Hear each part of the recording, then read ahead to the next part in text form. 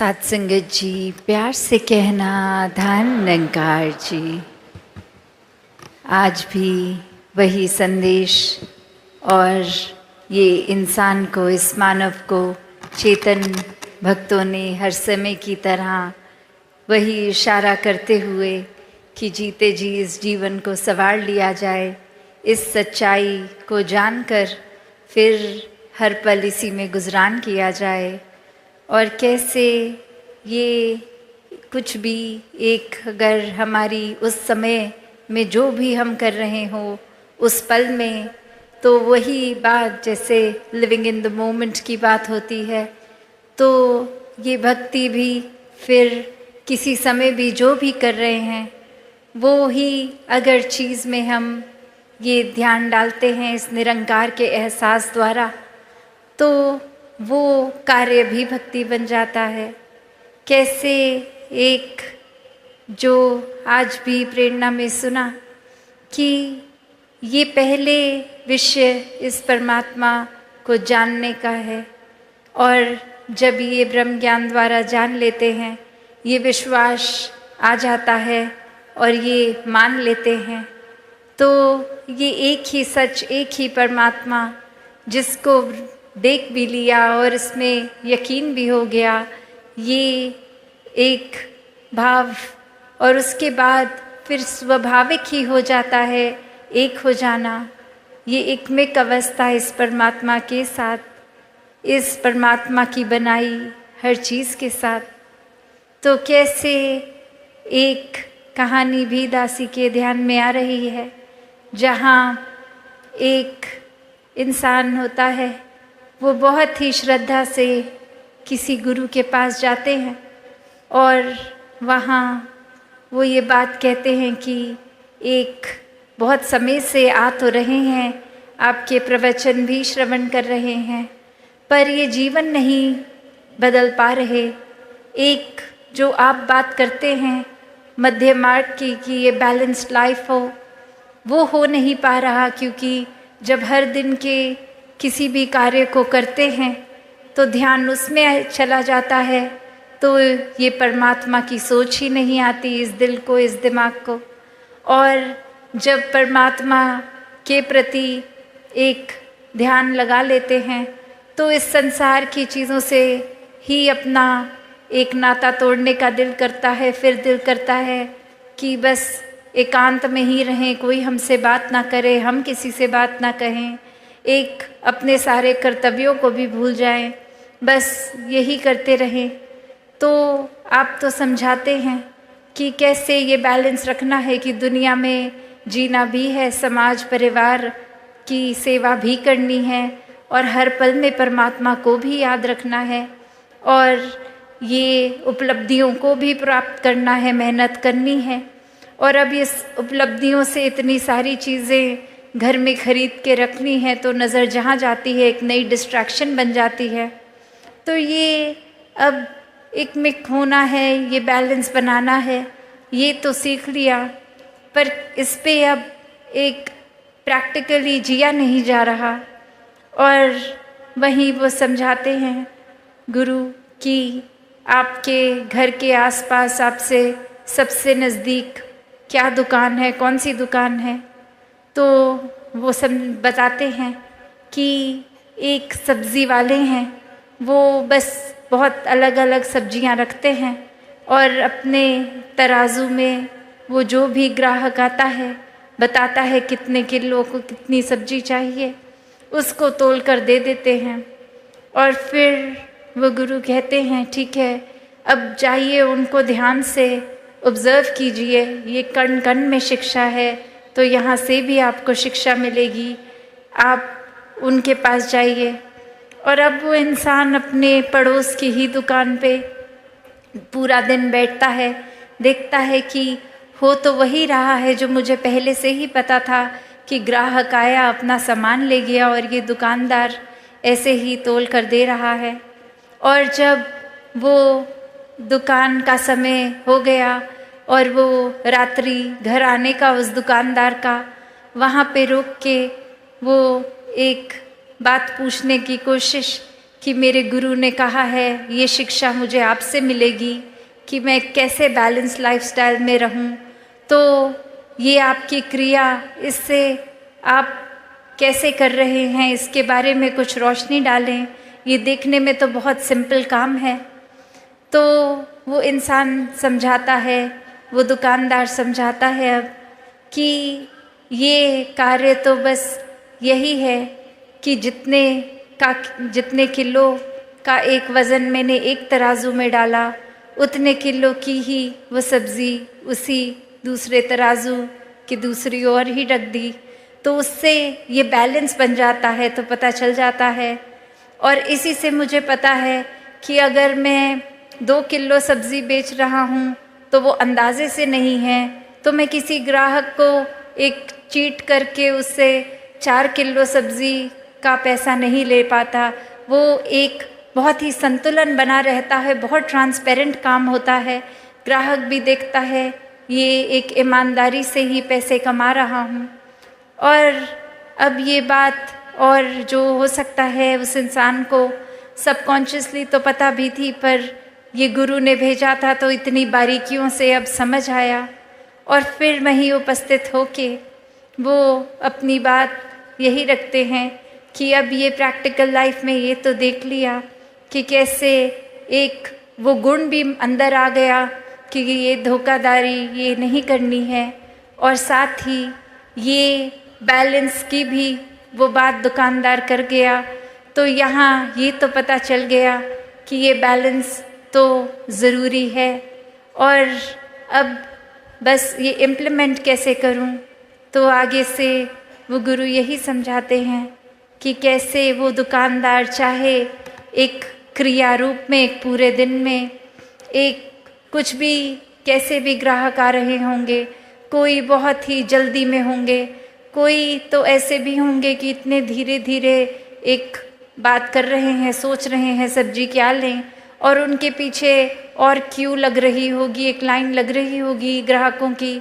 और इससे देखकर कि इतनी देर लग रही है, कुछ ग्राहक वो लाइन छोड़ के किसी और सब्ज़ी वाले पे भी जा रहे होंगे कि हमें जल्दी चाहिए, और ये दुकानदार तो इतनी देर लगा रहा है। और किस तरह से कोई बहुत ही खुशी के अवसर के लिए बहुत सारी सब्जियां लेके जाएगा, और कोई तो आकर कुछ पत्ते ही लेके चला जाएगा, कोई बहुत ही जल्दी में आएगा, एक हबचड़ी भी मचाएगा, और कोई बहुत ही एक सहज भाव में आके आराम आराम से कर लेगा। तो वो दुकानदार ये सब देख रहा है, कितने रंग देख रहा है ग्राहक के भी, पर वो तो वही कार्य सहजता में करता जा रहा है कि जिसने अपनी रिक्वायरमेंट बोली उसको उतना उतना तोल कर देकर उससे पैसे ले लिए। तो बात वही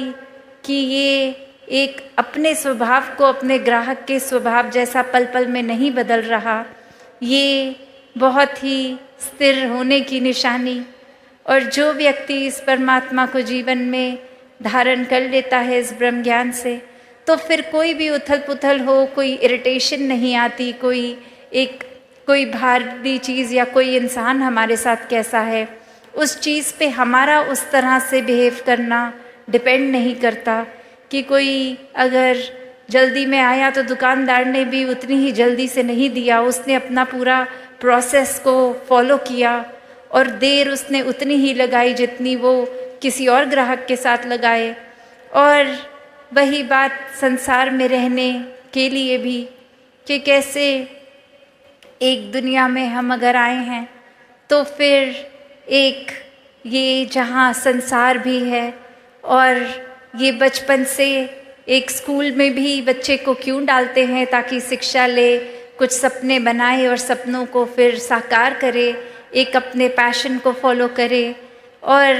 फिर ये पैशन फॉलो करते करते धन दौलत भी कमाए, और ये फिर उस तरह से कामकाजी होके अपने लिए आरामदायक चीज़ें खरीदें जिससे जीवन थोड़ा सा एक इजी हो जाए। तो ऐसा करना जहाँ जीवन में मुबारक है, बस बात वही आ जाती है कि सिर्फ ध्यान यही करने में है, या ये करते करते पैरेलली हर पल में उतनी प्राथमिकता अपनी स्पिरिचुअल ग्रोथ को भी दे रहे हैं। और यही वो बैलेंस है, ये अपनी मायावी जीवन और ये आध्यात्मिक जीवन का, जहाँ पे वही बात आती है जो अभी मॉडल भी कुछ दिनों पहले इधर प्रदर्शनी में भी देखा कि ये ज्ञान और कर्म रूपी पंख, ये एक पंख अगर हो कि सिर्फ एक कार्य तो कर रहे हैं, एक हम किसी वजह से प्रभु परमात्मा का नाम तो ले रहे हैं, पर परमात्मा वाकई है क्या, ये परमात्मा की प्राप्ति तो नहीं कर रहे हैं। और वहीं दूसरी ओर ये ब्रह्म ज्ञान रूप की पंख की, एक चिड़िया का एक पंख जो कर्म और दूसरी चिड़िया का ज्ञान रूपी कर्म, और अब ये ब्रह्म ज्ञान ले भी लिया है जीवन में, पर उसको जीवन में इम्प्लीमेंट प्रैक्टिकली नहीं किया जा रहा। अपने जीवन में सारे अवगुण अभी भी वहीं के वहीं रखे हैं, एक अपनी वाणी को कठोर का कठोर ही रहने दे रहे हैं, ये किसी से मधुर स्वभाव अपने अंदर नहीं ला रहे, किसी से प्यार से बात नहीं कर रहे। तो ब्रह्म ज्ञान जीवन में आने के बावजूद भी ये उड़ना कहाँ संभव होगा। वो फिर बात वही कि ऐसा पक्षी जिसके दो पंख हैं, एक ज्ञान का एक कर्म का, वो ही उड़ान भरेगा, क्योंकि ये कर्म भी हैं, ये जीवन में इम्प्लीमेंटेशन भी है, और ये ब्रह्म ज्ञान की विद्या, ये सबसे ऊंची दात, ये भी ये झोली आई है। तो यहाँ एक ये जो बैलेंस का उदाहरण इस कहानी में भी, तो कैसे एक सुनने में तो लगता है कि एक शायद बैलेंस अचीव करना जीवन में पॉसिबल नहीं है, क्योंकि हमारा जहाँ मन ये चंचल है, एक तरफ अगर लग जाएगा, एक अगर हमने चीज़ दिमाग में बांध ली तो बस उसी ट्रैक पे उसी को ही सोचता जाएगा और एक चीज़ की इतनी एक्सट्रीम कर देगा, एक अपनी पॉइंट ऑफ व्यू को भी इतना एक्सट्रीम हम मान लेंगे कि हमारे जैसा अच्छा कोई सोच ही नहीं सकता, एक हमारे जैसा अच्छा तो कुछ भी कोई नहीं कर सकता, कोई है ही नहीं इतना अच्छा।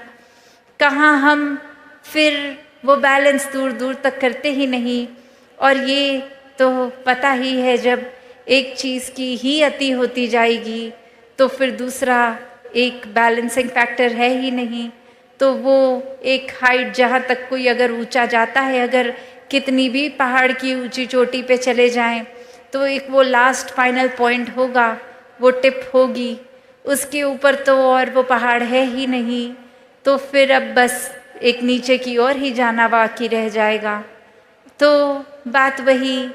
कि ये सेवा, सुमिरन, सत्संग, इस परमात्मा से जोड़कर ये बैलेंस बना कर रखने की बात। और वहीं ये भी एक समझाया गया, आज चाहे सुबह वो सेवा दल रैली के रूप की एक स्किट द्वारा ही एग्जाम्पल उन्होंने सेवा का ही लिया कि कैसे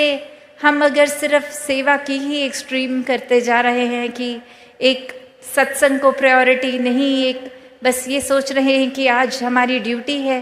तो हम पहुंच जाएंगे सेवा पे, क्योंकि वो एक हमें काम दिया गया है तो वो कार्य निभाना है। और मन की खुराक के लिए ये सत्संग को भी प्रायोरिटी नहीं,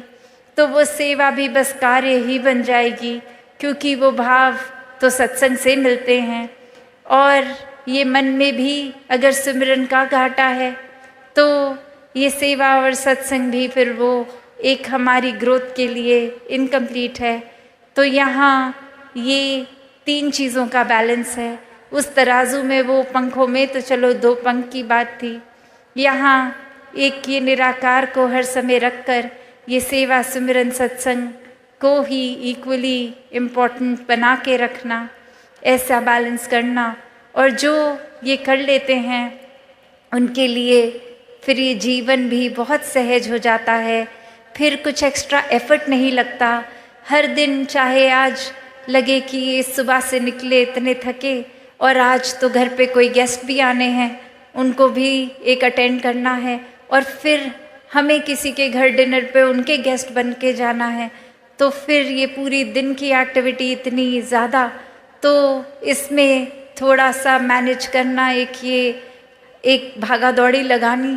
ये कैसे समय पे सब कुछ होगा, ऑर्गेनाइज करना, ऐसे थॉट्स भी इतने सहज हो जाते हैं कि जब कोई आया घर पे, उसको गेस्ट ही ना माने, परिवार का ही हिस्सा माने और वो प्यार का भाव हो जाएगा, तो कुछ वो शो ऑफ करने की बात तो रही ही नहीं कि इनके आगे कुछ फ्लॉन्ट करना है। उनको वैसे ही प्यार से बिठा के खाना परोसना है और उसी प्यार से वो खाना भी बनाया जाएगा कि ये किसी को इम्प्रेस करने के लिए नहीं है, बस ये जो आ रहे हैं उनसे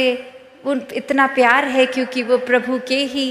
बनाए गए हैं। और अब जब वो बात आ जाती है तो वही प्यार से खाना बनाया गया, खिलाया गया, और फिर आगे किसी और के भी घर जा रहे होंगे तो वही प्यार लेकर जाएंगे कि आप कोई बात नहीं, आप बैठिए, आपका चाहे घर है पर हम मेहमान होकर भी आप बताइए क्या लाना है, हम खुद लेके आएंगे किचन से। तो ऐसे भाव भी संतों के हो जाते हैं कि आप सारा ये थकावट अपने हिस्से लाने कि हम चाहे आपके घर मेहमान बन के आए हैं पर हम हैं तो सेवादार ही, तो जो भी है ये मिलजुल के निभा लेते हैं। तो बात वही कि कैसे इस जीवन में फिर अपने ऊपर ही है कि एक बेकार में ही हर छोटी से छोटी चीज़ का भी स्ट्रेस बना के रखना है, या इस परमात्मा में इतने एक में खो जाएं कि कौन सी चीज़ हो के निकल भी गई वो कुछ लगी ही नहीं बड़ी, एक बहुत ही हवा के झोंके की तरह आई और गई। और कैसे फिर ये बैलेंस भी बना रहता है कि वो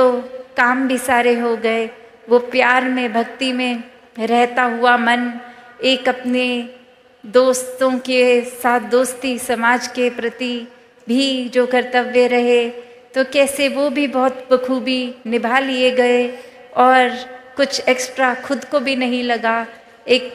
जैसे एक कोई पूरे दिन अगर कुछ नहीं भी होता करने में तो भी दिल वही महसूस कर रहा था, या फिर कोई दिन जो पूरी तरह से जैम पैक्ड है कि फुर्सत ही नहीं सांस लेने की, उसमें भी ये दिल दिमाग उतने ही रिलैक्स्ड।